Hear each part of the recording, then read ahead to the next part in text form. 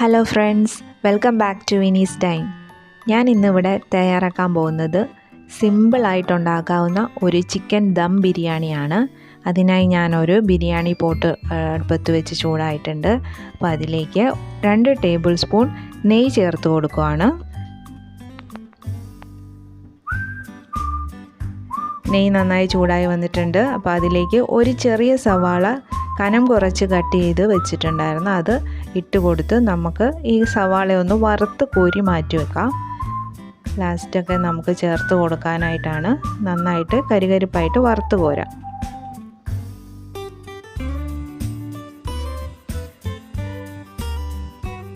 കുറച്ച് ഉപ്പും കൂടെ ചേർത്ത് കൊടുത്തിട്ടുണ്ട് ഞാൻ, പെട്ടെന്നൊന്ന് മൂത്ത് കിട്ടാനായിട്ട്. ഇതായപ്പോൾ നമ്മുടെ സവാള നന്നായിട്ട് മൂത്ത് വന്നിട്ടുണ്ട്. അത് ഞാൻ വേറൊരു പാത്രത്തിലേക്ക് മാറ്റി. ഇനി അതിലേക്ക് ഞാൻ 1 ടീസ്പൂൺ നെയ്യും കൂടെ ചേർത്ത് കൊടുത്തു. അതൊന്ന് ചൂടായി വന്നപ്പോൾ അതിലേക്ക് 2 table spoon ginger garlic paste ചേർത്ത് കൊടുത്തു. ഇനി ഈ ജിഞ്ചർ ഗാർലിക് പേസ്റ്റിൻ്റെ പച്ചച്ചുവയൊക്കെ നന്നായിട്ട് മാറി ഒന്ന് മൂത്ത് വരണം. ഇത് മൂത്ത് വന്നപ്പോഴേക്കും അതിലേക്ക് ഞാനൊരു 8 പച്ചമുളക് ചതച്ചതാണ് ചേർത്ത് കൊടുക്കുന്നത്. എരിവ് കുറവുള്ള ഒരു പച്ചമുളകായിരുന്നു, അതുകൊണ്ട് ഞാൻ 8-9 എണ്ണത്തോളം എടുത്തിട്ടുണ്ട്. നിങ്ങൾ എടുക്കുന്ന പച്ചമുളകിൻ്റെ എരിവ് നോക്കിയിട്ട് എടുക്കുക. ഇതിൽ കൂടുതലും പച്ചമുളകിൻ്റെ എരിവാണ് വരുന്നത്. അപ്പോൾ ഈ പച്ചമുളക് പേസ്റ്റും നന്നായിട്ട് ഒന്ന് മൂത്ത് വന്നിട്ടുണ്ട്. അപ്പോൾ അതിലേക്ക് 4 മീഡിയം സൈസ് സവാള കനം കുറച്ച് കട്ട് ചെയ്തത് ഇട്ട് കൊടുക്കുകയാണ്. കുറച്ച് ഉപ്പും കൂടെ ചേർത്ത് നമുക്ക് ഈ സവാള നന്നായിട്ടൊന്ന് വഴറ്റിയെടുക്കണം.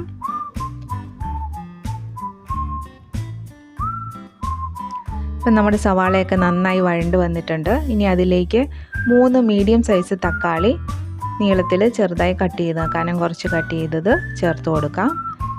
ഇനി ഈ തക്കാളിയും നന്നായിട്ടൊന്ന് വഴണ്ട് വരണം.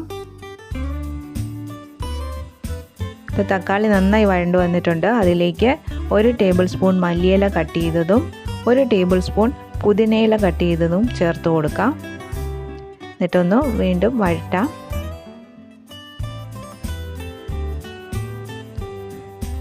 ഇനി നമുക്കതിലേക്ക് കുറച്ച് ഉപ്പ് ആവശ്യത്തിന് നോക്കിയിട്ട് ഇട്ട് കൊടുക്കാം.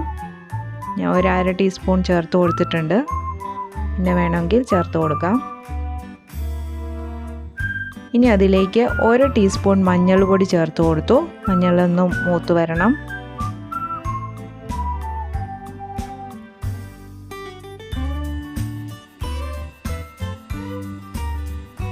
ഇനി അതിലേക്ക് നമുക്ക് 1/2 ടീസ്പൂൺ മുളക് പൊടിയും 1 ടീസ്പൂൺ മല്ലിപ്പൊടിയും ചേർത്ത് കൊടുത്ത് അതിൻ്റെ പച്ചച്ചുവയൊന്ന് മാറുന്നിടം വരെ ഇളക്കി കൊടുക്കാം.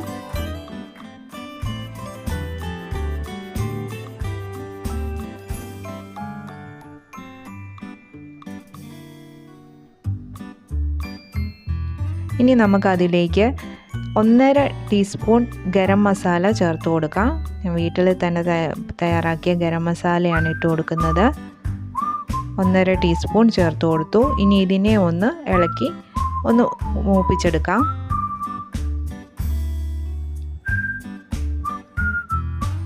ഇനി അതിലേക്ക് 1/2 കപ്പ് തൈര് ചേർത്ത് കൊടുക്കുകയാണ്. പുളി കുറഞ്ഞ തൈരാണ്, അതുകൊണ്ട് ഞാനിവിടെ 1/2 കപ്പ് എടുക്കുന്നുണ്ട്. ഇനി അതും ചേർത്തൊന്ന് മിക്സ് ചെയ്യാം.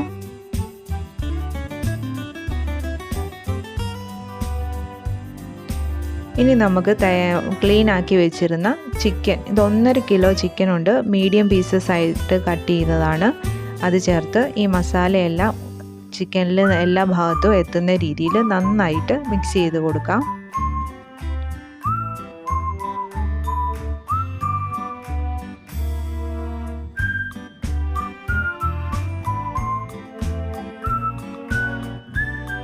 ഇനി അതിലേക്ക് വീണ്ടും 1 ടേബിൾ സ്പൂൺ മല്ലിയില കട്ട് ചെയ്തതും 1 ടേബിൾ സ്പൂൺ പുതിനയില കട്ട് ചെയ്തതും ചേർത്ത് കൊടുത്ത് ഒന്നുകൂടെ ഒന്ന് മിക്സ് ചെയ്യാം.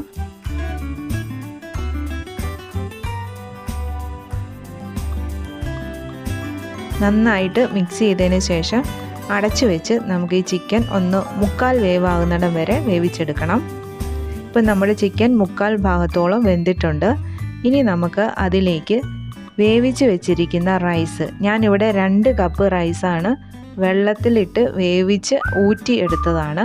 അതിൽ ഉപ്പിട്ട് കൊടുക്കണം വെള്ളത്തിൽ. അതുപോലെ തന്നെ 2 ഗ്രാമ്പു, 2 ഏലക്ക ഒക്കെ ചേർത്ത്, ജാതിപത്രി ഒരു കഷ്ണം ഒക്കെ ചേർത്താണ് ഞാൻ ഈ റൈസ് വേവിച്ചെടുത്തേക്കുന്നത്. എന്നിട്ടത് കോരിയെടുക്കുമായിരുന്നു. അപ്പോൾ അതിൻ്റെ പകുതി ഞാൻ ഇട്ട് കൊടുത്തു. അതിലേക്ക് കുറച്ച് മല്ലിയില കട്ട് ചെയ്തതും പുതിനയില കട്ട് ചെയ്തതും അതുപോലെ തന്നെ നമ്മൾ വറുത്ത് മാറ്റി വെച്ചിരുന്ന സവാളയുടെ കുറച്ച് ഭാഗങ്ങളും കൂടെ ചേർത്ത് കൊടുക്കാം. ഇനി അതിലേക്ക് 1/4 ടീസ്പൂൺ ഗരം മസാല വിതറിയിട്ട് കൊടുക്കാം. ഇനി നമുക്ക് 1 ടീസ്പൂണോളം നെയ്യും കൂടെ ചേർത്ത് കൊടുക്കാം. കുറേശ്ശെ എല്ലാ ഭാഗത്തും ഒന്ന് തളിച്ച് കൊടുത്താൽ മതി.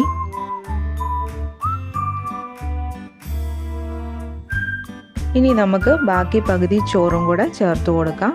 ആദ്യം നമ്മൾ പകുതി റൈസാണ് ഇട്ട് കൊടുത്തത്, എന്നിട്ട് അതിൻ്റെ മുകളിൽ ഇട്ട് കൊടുത്ത്. അപ്പോൾ ഇനി അതിന് ബാക്കി വരുന്ന റൈസും കൂടെ ചേർത്ത് കൊടുക്കാം നമുക്ക്. ഇനി അതുപോലെ തന്നെ മല്ലിയില കട്ട് ചെയ്തതും പുതിനയില കട്ട് ചെയ്തതും ഇട്ട് കൊടുക്കാം. അതുപോലെ തന്നെ സവാള വറുത്തതും ഇട്ട് കൊടുക്കാം. കുറച്ച് ഗരം മസാലയും തൂക്കി കൊടുക്കാം. പിന്നീട് കുറച്ച് നെയ്യും കൂടെ ഇട്ട് കൊടുക്കാം.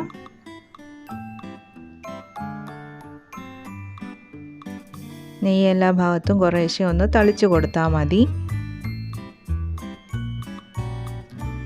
ഇനി നമുക്കിത് അടച്ചു വെച്ച് 1/2 മണിക്കൂർ സിമ്മിലിട്ട് വെക്കണം. വേണമെങ്കിൽ ഒരു ചപ്പാത്തി കല്ല് എന്തെങ്കിലും ദോശക്കല്ല് എന്തെങ്കിലും അതിൻ്റെ അടിയിൽ വെച്ചിട്ട് ചെയ്താലും മതി. ഞാൻ ഒന്നും ഇപ്പോൾ വെച്ചിട്ടില്ല, അത്യാവശ്യം കട്ടിയുള്ള പോട്ടാണ്. അപ്പോൾ ഞാൻ സിമ്മിലിട്ട് ഇടയ്ക്കൊന്ന് മാറ്റി കൊടുക്കുന്നുണ്ട്, ഒരു സ്ഥലത്ത് തന്നെ തീയാകാതിരിക്കാനായിട്ട്.